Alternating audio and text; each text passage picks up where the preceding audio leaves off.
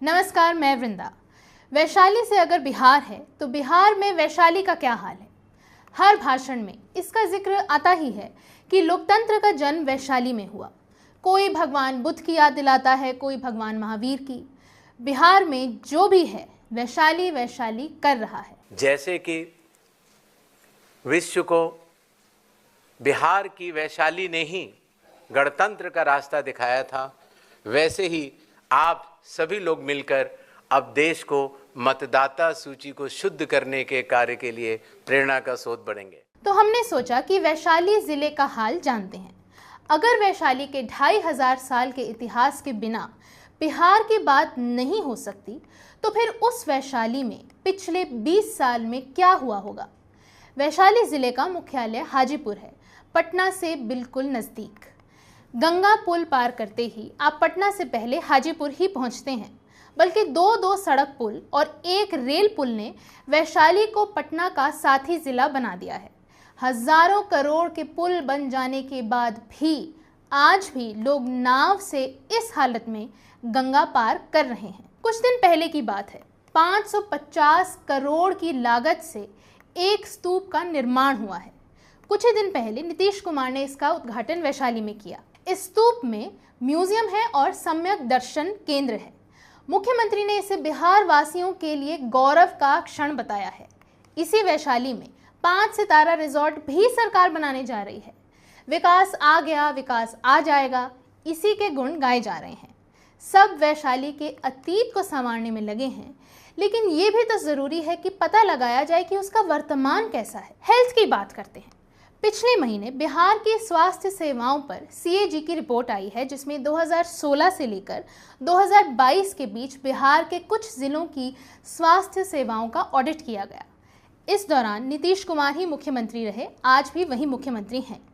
लोकतंत्र को जन्म देने वाली धरती वैशाली के सरकारी अस्पताल के बारे में सीएजी की रिपोर्ट में लिखा है कि कोविड के दौरान वैशाली के जिला अस्पताल द्वारा 8 वेंटिलेटर खरीदे गए, लेकिन इन्हें चलाने के लिए एक भी ट्रेन्ड स्टाफ मौजूद नहीं था। इस वजह से 8 वेंटिलेटर बेकार पड़े हैं। लिखा है कि आईसीयू और जगह की कमी के कारण भी इनका इस्तेमाल नहीं हो पाया। ये तस्वीर सीएजी की रिपोर्ट में दी गई है। आप देख सकते हैं कि मशीन पैकेट में ही बंद पड़ी है। अस्पताल में ज़रूरी दवाओं की भारी कमी देखी गई। ऑपरेशन थिएटर और आईसीयू में इलाज के लिए ज़रूरी सामान तक नहीं है। मशीन खरीदी गई तो उसे कोई चलाने वाला नहीं है। इस रिपोर्ट में हमने वैशाली का जो हाल देखा, उससे समझ आ गया कि क्यों नेता बार बार वैशाली की बात करते हैं तो 2500 पहले जाते हैं, पीछे ही जाते हैं। करीब 2.5 साल पहले यानी मार्च 2023 तक वैशाली ज़िले में 52% डॉक्टरों के पद खाली थे। 52% डॉक्टर नहीं थे जितने होने चाहिए थे आबादी के हिसाब से। वैशाली के एकमात्र सब डिवीज़न अस्पताल का जब ऑडिट किया गया तो पता चला कि महुआ के इस अस्पताल में ईएनटी, जनरल मेडिसिन, हड्डी और आँखों के मरीज़ को भर्ती करने की कोई व्यवस्था ही नहीं है। रात में बच्चों को यहाँ पर एडमिट करने की कोई अरेंजमेंट नहीं है। दिसंबर 2022 की अब ये खबर आप देखिए, ये भी सीएजी की रिपोर्ट की ही फोटो है। महुआ के अस्पताल में मरीजों के बिस्तर कैसे एक दूसरे के साथ चिपका कर रखे गए हैं। ना आईवी स्टैंड है, ना स्टूल है अटेंडेंट के लिए, ना लॉकर है, और प्राइवेसी तो आप भूल ही जाइए। बिस्तरों के बीच में 2.25 मीटर की दूरी होनी चाहिए ताकि इन्फेक्शन ना फैले और आराम से इलाज हो सके। लेकिन महुआ की इस एक फ़ोटो से साफ हो जाता है कि कुछ भी ज़मीन पर उस अवस्था में नहीं पाया गया। अब हमने सोचा कि हेल्थ को लेकर अखबारों की कुछ रिपोर्ट भी देख लेते हैं, थोड़ी हाल की न्यूज़ देख लेते हैं। ये खबर 3 महीने पुरानी है। वैशाली के बिदुपुर सामुदायिक स्वास्थ्य केंद्र में डॉक्टरों और मेडिकल स्टाफ की गंभीर कमी है, ये लिखा है इस रिपोर्ट में। इसलिए मरीजों को हाजीपुर सदर अस्पताल रेफर किया जा रहा है।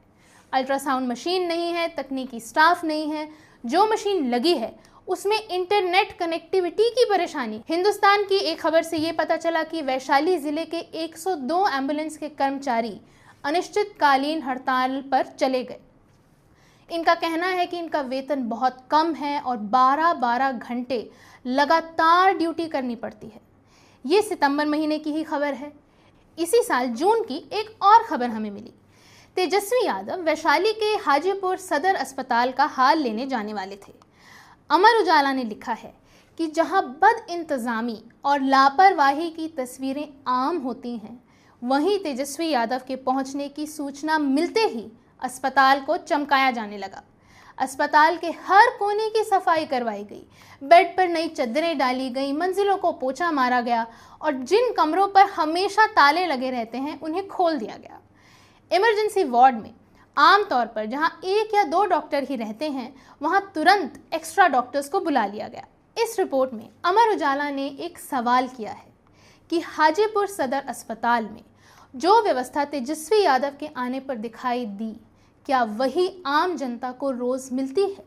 सिंपल सा सवाल है। इन खबरों के सहारे, इस सीएजी की इस रिपोर्ट के सहारे आप वैशाली के अतीत पर गर्व करना चाहेंगे या उसके वर्तमान पर अफसोस? ये खबरें जून और सितंबर की हैं, तो क्या अब तक सुधार हो गया होगा? 2500 साल पहले की वैशाली की अगर बात होती है तो आज की वैशाली की बात भी होनी चाहिए। यहाँ महिलाओं की साक्षरता दर कितनी कम है। बच्चों और महिलाओं में कुपोषण और अनीमिया बहुत ज़्यादा है। वैशाली में केवल 59% महिलाएं ही साक्षर हैं, पढ़ लिख सकती हैं। महिलाओं में शिक्षा आखिर क्यों नहीं पहुंच सकी? इस जिले में साक्षरता का दर सिर्फ 66% है। क्या ये शर्मनाक नहीं है? वैशाली की ज़्यादातर आबादी गांव में रहती है।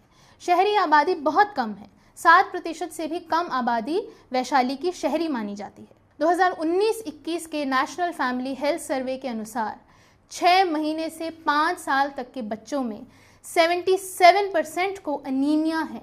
उनके खून में आयरन की कमी है। ये बिहार के औसत से कहीं ज़्यादा है।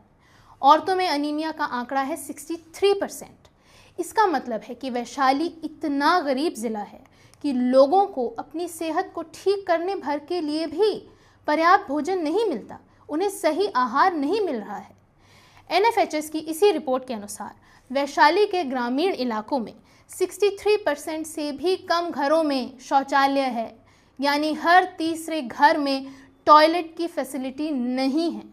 ज़िले के करीब 20% बच्चों के पास बर्थ सर्टिफिकेट ही नहीं है। ये 5 साल पहले का आंकड़ा है, 2500 साल पुराना आंकड़ा नहीं है। ये उस वैशाली का हाल है जिसका नाम लेकर बिहार में हर नेता इस वक्त लोकतंत्र और गणतंत्र की बात कर रहा है।